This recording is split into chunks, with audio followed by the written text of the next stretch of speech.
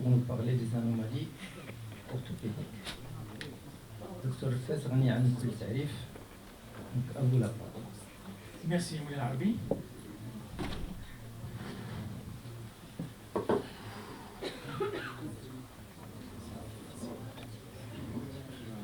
Je suis ravi d'être parmi vous, particulièrement en ces moments de chaleur humaine qu'on ne retrouve nulle part qu'à là.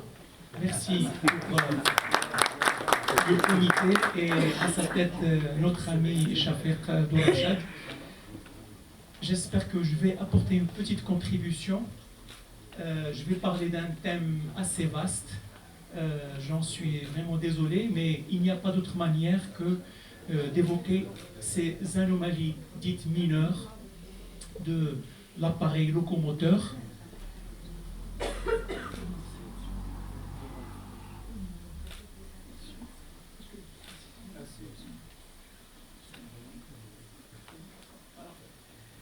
Alors, ces anomalies sont un motif fréquent de consultation. Nous le vivons tous dans nos cabinets de pédiatrie, de chirurgie pédiatrique. Elles sont dites mineures parce qu'elles ne sont pas les grosses malformations réputées nécessitant des programmes élaborés de prise en charge. Mais néanmoins, elles sont la source d'une inquiétude assez importante chez les parents. Et il faut qu'on soit en mesure de répondre à cette inquiétude. Quelle que soit l'anomalie, petite ou grande, quelle que soit son apparence ou sa discrétion, ces anomalies, lorsqu'elles sont reconnues ou identifiées par les parents, elles suscitent de très grandes inquiétudes et c'est à nous d'apprendre à écouter et à identifier ces inquiétudes grâce à une identification de l'anomalie et donc grâce à un examen attentif. Et je rappelle que l'examen en orthopédie chez le nouveau-né, chez le nourrisson, est tout à fait simple. Il suffit d'observer, de mobiliser les articulations et on peut découvrir énormément de choses. Donc on n'a pas besoin de moyens très élaborés pour le diagnostic. Donc pour répondre à ces inquiétudes parentales qui sont tout à fait légitimes, il faut qu'on réponde à 3 ou 4 questions. D'abord, à quel type d'anomalie on a à faire face. Deuxièmement, quand faut-il rassurer et quand faut-il demander un avis spécialisé. Enfin, il faut expliquer aux parents d'emblée, et le pédiatre est au front, c'est lui qui a la charge, la lourde tâche d'expliquer aux parents l'anomalie et de mettre en place les principes généraux de la prise en charge. Alors, je vais parler de 3 grands chapitres dans cet exposé. D'une part, une entité particulière, très fréquente dans nos consultations, le torticolis congénital ou torticolis musculaire. Deuxièmement, quelques anomalies du membre supérieur, et notamment de la main. Troisièmement, des anomalies du membre inférieur. J'exclus de ce cadre les malformations du rachis ou les problèmes de scoliose, de cyphoscoliose. J'exclus aussi des anomalies ou des malformations ou déformations très sévères, telles que le pied beau, le pied convexe, ou les grandes inégalités des membres inférieurs. Le torticolis dit congénital ou postural est une rétraction du muscle sternocléidomastoïdien, une rétraction unilatérale. On sait que le muscle sternocléidomastoïdien, lorsqu'il se contracte, il entraîne l'inclinaison de la tête d'un côté et la rotation du côté opposé. Lorsque le muscle est rétracté, il va imprimer à la tête cette posture par rapport au plan des épaules et l'enfant va se retrouver en permanence dans la même position. Ceci, comme l'a expliqué tout à l'heure le professeur Hachouri, va entraîner, imprimer à la tête une déformation qu'on appelle la plagiocéphalie, et cette plagiocéphalie peut concerner la voûte crânienne comme la face. Alors, qu'est-ce qu'on doit proposer pour ce torticolis? Dans la majorité des cas, ce torticolis régresse assez rapidement, soit spontanément, dans certaines formes où la rétraction est minime, mais souvent suite à quelques postures, des manipulations ou bien à quelques séances de kinésithérapie. Alors, quand doit-on s'inquiéter? C'est lorsque l'évolution au-delà de 4 mois ne révèle pas une bonne amélioration et régression du torticolis. 2, lorsque le torticolis, qui normalement apparaît dès les premières semaines de vie, ne sera visible qu'à partir du 3e ou 4e mois, il faut se poser la question, s'agit-il vraiment d'un torticolis postural? 3, lorsqu'il y a une aggravation de la plagiocéphalie, et on a vu ce matin que la plagiocéphalie ne traduit pas uniquement le torticolis, mais elle peut être en rapport avec une anomalie crânio-faciale indépendante du torticolis. Enfin, lorsque on constate l'apparition d'une gibbosité. Voici un torticolis unilatéral droit chez un garçon de 6-7 ans qui a été traité initialement mais qui n'a pas régressé, et les parents, par dépit, ont laissé évoluer et il est arrivé à ce stade avec une plagiocéphalie. Regardez le déséquilibre de la tête, des pavillons de l'oreille, l'hypotrophie de l'hémiface du côté droit et la saillie de la pommette du côté gauche. Et ces anomalies, avec le temps, ne feront que s'aggraver. Donc, à ce stade-là, bien sûr, le traitement ne peut être que chirurgical et il faut confier l'enfant au chirurgien. Le torticolis, donc quand il persiste vers l'âge de 5-6 mois, doit nous inquiéter. Ici, ce n'est pas un torticolis, bien qu'il y a un déséquilibre des épaules. Il s'agit d'une surélévation congénitale de l'omoplate, la maladie de Sprengel, et il faut l'identifier parce qu'elle-même nécessitera un traitement chirurgical. Donc, ne tombons pas dans les pièges faciles de diagnostic rapide de torticolis. Enfin, un semblant de torticolis, la tête est bien tournée, inclinée, mais regardez le déséquilibre des épaules, la surélévation et la saillie de l'omoplate, et surtout cette gibbosité thoracique haute qui traduit l'existence d'une scoliose. Donc, torticolis ne veut pas dire toujours un torticolis musculaire congénital. Il faut toujours examiner l'ensemble de l'extrémité céphalique, le cou, mais aussi le thorax pour voir une éventuelle origine à ce torticolis. On passe aux anomalies de la main, très très fréquentes. Elles pullulent un petit peu nos consultations. Beaucoup d'enfants sont amenés en consultation parce que l'enfant n'utilise pas bien sa main, l'enfant a une anomalie des doigts, l'enfant a une position fixe de ce membre. Et là, on peut identifier un certain nombre d'anomalies qu'on pourrait qualifier de mineures, mais en fait ne sont pas si mineures que ça parce que certaines peuvent exiger.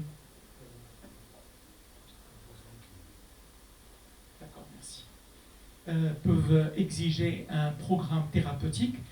On va parler des syndactylies assez fréquentes, des agénésies, des hypoplasies, des certaines polydactylies et notamment la duplication du pouce, des clinodactylies, la main fendue et les macrodactylies. On réservera un petit mot pour les synostoses radio-ulnaires qui malheureusement sont souvent non diagnostiquées et peuvent poser des problèmes fonctionnels chez l'enfant. Alors les syndactylies sont assez fréquentes, elles sont présentes à peu près chez un enfant sur 1000. Et donc il faut faire attention, mais cependant cet accolement peut intéresser une commissure, 2 ou plusieurs commissures. La syndactylie peut être isolée ou familiale. La fusion peut être partielle, réalisant une simple palmure, mais parfois complète, intéressant la totalité de la commissure. Enfin, la syndactylie peut être simple, touchant une commissure, uniquement les parties molles, ou être très complexe, réalisant une fusion au niveau de l'os, une fusion de l'angle, parfois une altération de la mobilité des interphalangiennes. Voici un exemple de syndactylie simple. C'est une fusion des parties molles de deux doigts adjacents avec disparition de la commissure. Les doigts sont parfaitement fonctionnels, comme en témoigne l'existence de ces plis de flexion des interphalangiennes. Deux dos sur la face dorsale, la même chose, on retrouve les plis de flexion. Et cette syndactylie simple va nécessiter une cure chirurgicale. Alors, on recommande généralement de faire la cure entre 9 et 12 mois avant que l'enfant n'ait la fonction de préhension. Par contre, certaines syndactylies peuvent être très complexes, comme ici. Ici, une palmure, mais là, une fusion probablement même de l'os. Regardez la disparition des plis de flexion interphalangien. Une autre syndactylie ici. Et avec une clinodactylie, parce qu'il y a une disharmonie de croissance entre l'index et le médius qui entraîne une inclinaison de l'index. Ici, une autre syndactylie de deux doigts, mais dans le cadre d'une malformation globale de la main avec polydactylie, clinodactylie, et ce qui rend la cure de cette syndactylie encore plus complexe.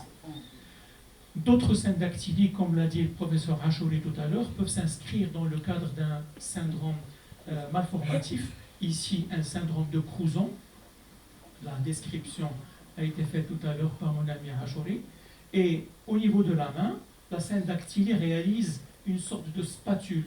C'est un défaut de segmentation qui survient très tôt dans l'embryogenèse, avec une disparition totale des artères interdigitales, aboutissant à une fusion des os, des ongles et des parties molles.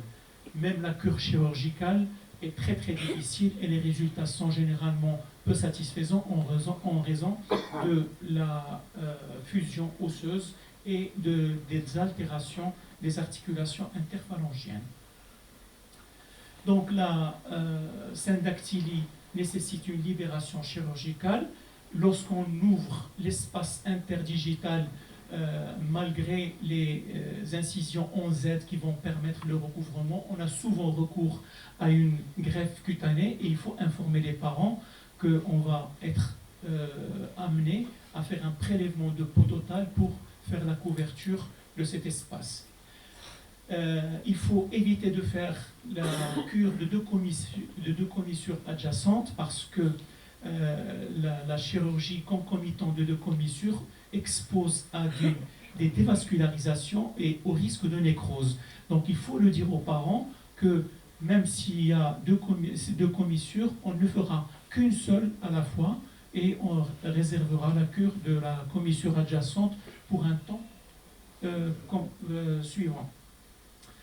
La cure chirurgicale, dans ce cadre-là, n'est qu'un temps, parce que les soins post-opératoires sont extrêmement élaborés, doivent durer un certain nombre de temps, et il faut aussi signaler ça aux parents, parce qu'on ne va pas faire une chirurgie comme une appendicectomie qui guérit en 48 heures, mais les soins post-opératoires sont assez lents et doivent être réalisés par le chirurgien lui-même. Donc, le pronostic de ces syndactylies, comme j'ai dit tout à l'heure, est variable en fonction du type d'anomalie, simple dans les formes palmées ou dans les formes avec uniquement fusion des parties molles, et complexe avec des résultats très très modestes ou médiocres lorsqu'il s'agit de syndactylie complexes. Voici un exemple d'une syndactylie dans le cadre d'une photopathie vasculaire des extrémités, dite aussi maladie amniotique. La pince pouce-index. En plus, ici, le doigt surnuméraire a une comptodactylie, une attitude en flexion. À l'inverse, ici, c'est un doigt surnuméraire, vestigial, qui est non motorisé, c'est-à-dire il n'est pas pourvu d'appareil tendineux. Et donc, comme vous pouvez l'imaginer, la résection est très facile et donnera un excellent résultat. La polydactylie qui concerne le pouce, qu'on appelle la duplication du pouce, est une anomalie relativement fréquente dans le cadre de ces polydactylies. Les deux pouces peuvent être normaux, tous les deux. on peut assister à un pouce plus mal formé que l'autre, mais il faut établir une stratégie d'amputation basée sur les constatations anatomiques, c'est-à-dire est-ce qu'il y a un ou deux métacarpiens, est-ce que le métacarpien unique est bifide à son extrémité ou pas, pour élaborer la meilleure attitude chirurgicale. En voici un exemple de cet enfant. Donc il y a eu l'amputation heureusement du pouce externe radial, et avec une cicatrice qui va être parfaite. Au bout de quelques semaines, on ne verra plus aucune trace de cette polydactylie. Les clinodactylies sont des déviations latérales d'un doigt. Elles sont très fréquentes, 5% de la population. Probablement dans cette salle, on est 2 ou 3 qui avons une clinodactylie. Elle ne pose généralement pas de problème. Elle est fréquente surtout au niveau du 5e doigt, au niveau de l'annulaire. Et parfois, la déformation est due à l'existence d'une phalange delta, dont je vous montrerai un exemple. Dans la majorité des cas, lorsque la déviation est inférieure à 15 degrés, ça ne pose aucun problème et les gens s'en accommodent parfaitement. À l'inverse, lorsque la déviation dépasse les 20-25 degrés, elle devient gênante et beaucoup d'enfants ou leurs parents vont demander un rétablissement de l'alignement. Voici la photo de la main d'un adulte avec une clinodactylie du 5e doigt. Tu n'en as pas, non? Tout le monde commence à regarder. Donc cette anomalie au niveau du 5e, au niveau de l'annulaire, est très fréquente, mais elle n'est pas gênante et je pense que dans notre pratique, pratiquement jamais les parents ne demandent de faire une réaxation.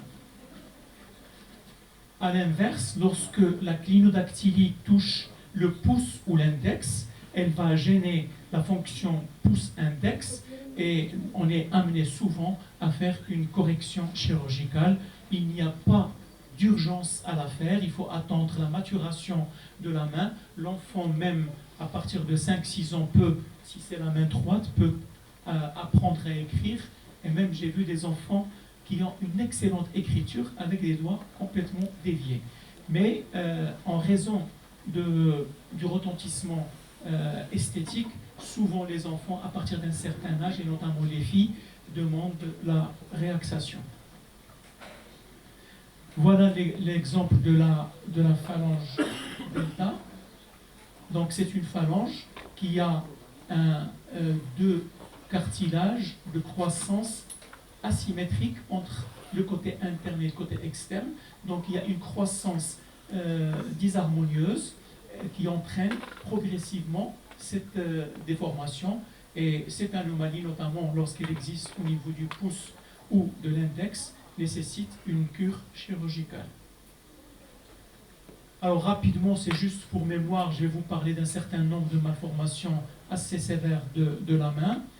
Alors ici, ce qu'on appelle la main fondue, ce sont des anomalies par soit hypertrophie ou résorption tissulaire. Elles sont produites très tôt au cours du développement embryonnaire.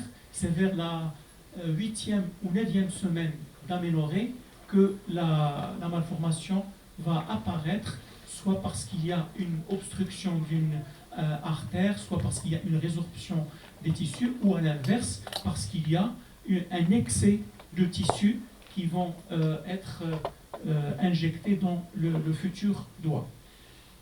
Elles peuvent être à l'origine d'un handicap fonctionnel et doivent nécessiter un programme de correction. Voici un autre exemple ici de macrodactylie, très gênante, aussi bien sur le plan fonctionnel que sur le plan esthétique. Et on est souvent amené à faire des corrections, soit une chirurgie de remodelage, soit carrément des amputations, parce que parfois ces doigts sont bourrés de tissus amartomateux et qu'il ne faut pas conserver. Je vais vous parler d'une entité un peu particulière qui touche le membre supérieur, c'est la synostose radio-ulnaire, très peu connue parce que souvent on reçoit des enfants à l'âge de 7-8 ans amenés par leurs parents parce que les enfants se plaignent de certaines difficultés à réaliser un certain nombre de gestes. Il s'agit d'une fusion proximale entre l'ulna et le radius et cette fusion va bien sûr entraîner un blocage du mouvement de pronosupination. Ce blocage peut se faire dans une position intermédiaire et passer un peu inaperçu, mais le blocage peut être en position extrême, hyperpronation ou hypersupination, qui rend le membre très peu fonctionnel. Et l'atteinte est souvent bilatérale, dans à peu près 50% des cas, mais elle peut s'inscrire dans un cadre polymalformatif. Voici le scanner, comme peut nous le montrer le professeur Seyer, de cette fusion. Regardez, il y a une coalescence totale entre l'extrémité supérieure du radius et de l'ulna. On n'a pas souvent besoin d'un scanner. Une radiographie est largement suffisante et vous voyez ici l'absence de cupule radiale et cette fusion complète entre l'ulna et le radius. Généralement, elles sont peu invalidantes, mais parfois, dès la période néonatale, on constate que cet enfant est toujours en situation d'hyperpronation et les parents vont le signaler. Et lorsqu'on fait la radiographie, on va trouver cette fusion ulno-radiale et qui nécessite parfois, lorsque le retentissement fonctionnel est important, une ostéotomie de dérotation qui va remettre la main dans une position intermédiaire propice pour l'écriture, pour saluer et pour d'autres activités de préhension. À n'importe quel âge. Non, généralement au-delà de 2-3 ans, parce qu'avant l'âge de 2-3 ans, ils ne sont pas gênés. Mais après, lorsque l'enfant commence à marcher, essaie de saisir des objets, c'est là où les parents vont constater les difficultés fonctionnelles et vont l'amener en consultation. Alors rapidement, on va parler du membre inférieur. La même chose que pour le membre supérieur, les anomalies des orteils, les déformations mineures. Je commence par quelques anomalies des orteils. L'absence d'un orteil est très peu gênante. Parfois, elle peut passer inaperçue. Souvent, lors d'une consultation, lorsque l'enfant marche, on se pose la question pourquoi cet enfant est amené en consultation, tellement l'anomalie n'est pas visible. Ici, par contre, c'est une hypoplasie d'un 4e doigt et agénésie du 5e rayon. Le 5e orteil est implanté sur le dos du pied. Il va gêner le port de chaussure et donc on est obligé de faire une amputation. Dans d'autres cas, comme ici une hypertrophie au niveau des 2 rayons médians, elle va bien sûr gêner le port de chaussure. La cure doit être faite dès l'acquisition de la marche. Là, comme vous le voyez, il y a un pied à 4 orteils, un pied à 3 orteils, mais ça s'inscrit dans le cadre d'une hémimélie fibulaire, c'est-à-dire une agénésie ou une hypoplasie du péroné avec une déviation du pied en valgus et une absence d'un ou de 2 rayons qui vont nécessiter par contre tout un programme de chirurgie à partir de l'âge où l'enfant commence à marcher. Dans les polydactylies, bien sûr, comme ici, un pied à 7 orteils, la gêne est évidente pour le port des chaussures. Donc rapidement, même chez l'enfant avant l'âge de la marche, on peut faire une chirurgie modelante avec un assez bon résultat qui va permettre un chaussage presque normal. Je parlerai d'une déviation spéciale, c'est l'hallux valgus, anomalie très très fréquente. Il s'agit d'une déviation de l'hallux, du gros orteil, dehors. cette anomalie est très fréquente. On estime à 2 à 4% sa fréquence dans la population générale et même pédiatrique. Le début, lorsqu'elle apparaît, c'est vers l'âge de 10 ans. Elle s'aggrave lentement, mais dans certains cas, la déformation est très rapide et nécessite parfois une cure chirurgicale chez le grand enfant ou l'adolescent. Généralement, lorsqu'elle est modérée, on recommande d'attendre l'âge adulte pour faire une cure chirurgicale de type adulte. Mais lorsque la déformation, comme ici, est très très gênante, et comme vous le constatez, il commence à y avoir un chevauchement au niveau du premier et du deuxième orteil, donc on est obligé de faire une chirurgie de réaxation.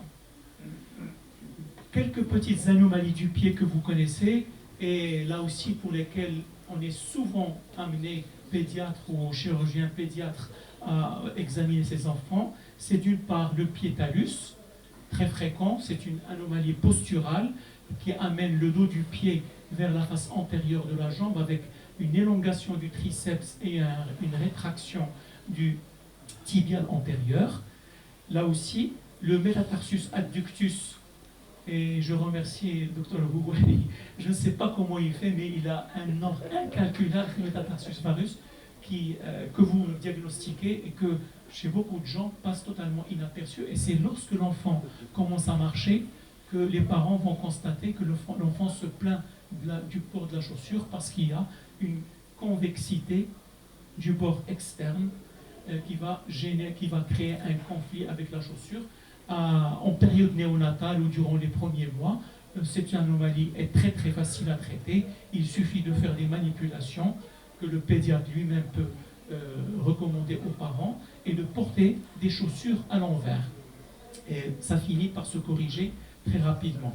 Enfin, une déviation très fréquente, de plus en plus fréquente, avec la surcharge pondérale qu'on observe aujourd'hui chez les enfants, avec le manque d'activité physique, c'est le pied plat valgus, une déviation qui entraîne un affaissement de la voûte plantaire avec une déviation de l'ensemble du pied vers le dehors, et l'appui se fait en éversion, et l'aggravation est rapide. Ces pieds peuvent devenir douloureux à partir de l'âge de 13-14 ans. Il faut les prendre en charge rapidement et les confier aux orthopédistes ou aux chirurgiens. Alors rapidement, on va parler des anomalies rotationnelles des membres inférieurs. Là aussi, ce sont des anomalies très très fréquentes. Elles sont souvent en rapport avec une anomalie posturale pendant la grossesse. On va parler rapidement des anomalies rotationnelles du col du fémur, antéversion et rétroversion. La torsion interne du squelette jambier est très très fréquente et les déviations frontales du genou. Je pense que le temps presse, donc je vais passer rapidement. Antéversion et rétroversion sont des anomalies opposées. Normalement, le col du fémur est orienté 10 à 15 degrés vers l'avant.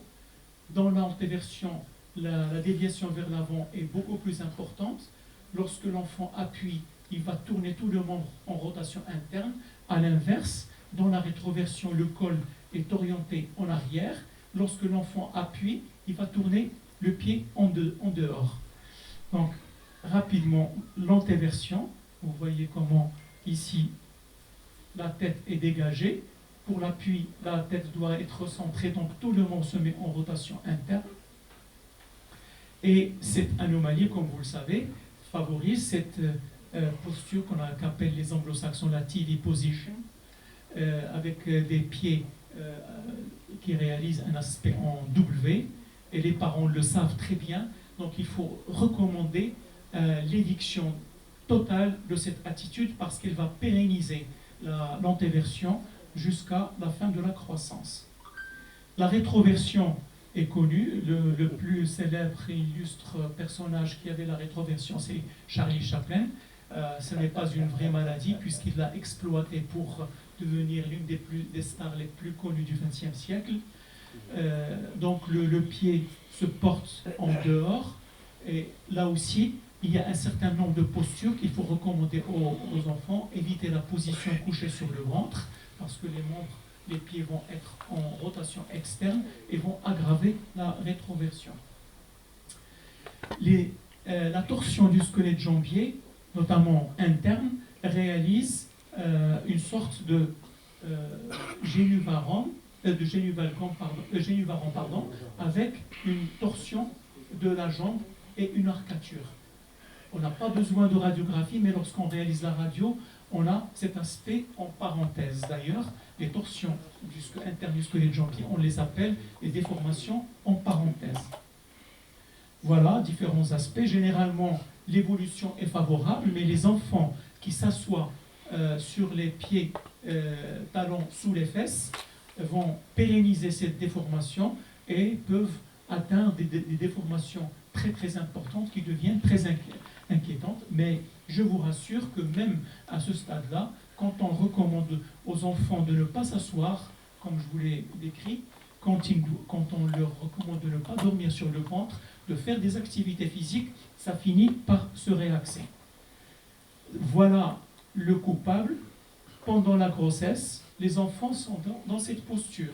Et cette posture va entraîner une torsion du squelette jambier et une arquature des jambes. Voilà la position qu'il faut éviter. Et ces enfants, pour toute leur activité de jeu, lorsqu'ils regardent la télévision et même pour manger, ils se mettent dans cette position et il faut les en empêcher formellement. Et surtout le soir, les empêcher de dormir dans cette position. Les déviations du genou peuvent être soit en génu-valgum, c'est-à-dire un écart entre les malléoles lorsque les genoux se touchent, ou à l'inverse, un écart intercondylien lorsque les malléoles se touchent. Le génu-valgum donc, est assez fréquent, il est physiologique jusqu'à l'âge de 3-4 ans, il doit s'améliorer à partir de l'âge de 5 ans. Lorsqu'il persiste au-delà de 6-7 ans, il va devenir un peu pathologique et exiger des moyens de correction. Il faut penser devant un génuvalgum qui ne se corrige pas à certaines pathologies, notamment les différents types de rachitisme, d'ostéodystrophie rénale et d'autres.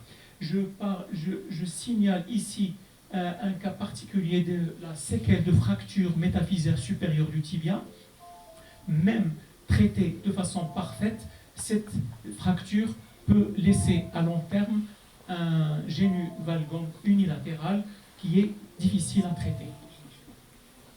Voici le génu-valgum physiologique. Et voici un génu-valgum d'ostéodystrophie rénale, comme vous pouvez le voir ici sur la radiographie, des altérations physaires, métaphysaires et épiphysaires qui rentrent dans le cadre de l'ostéodystrophie rénale. Le génuvarum, c'est une sorte de torsion du squelette jambier, mais sans véritable torsion. Les jambes, il y a une désaxation réalisant ce que je disais, des membres en parenthèse, avec un élargissement de l'espace intercondylien. Elle peut accompagner une torsion du squelette jambier, comme on l'a vu tout à l'heure. Elle a une évolution, ces génuvarums, dans la majorité des cas, lorsqu'ils sont bilatéraux, ont une évolution favorable spontanément. Mais, comme pour le génuvalgum, il faut penser à d'autres anomalies, en particulier le rachitisme hypophosphatémique familial ou la maladie de Bloch. Je vous montre un exemple, ici, pédique. Neuro-orthopédique, c'est systématique. Neuro-orthopédique. Merci encore une fois, professeur Lefebvre. Je pense qu'on est pris par le temps.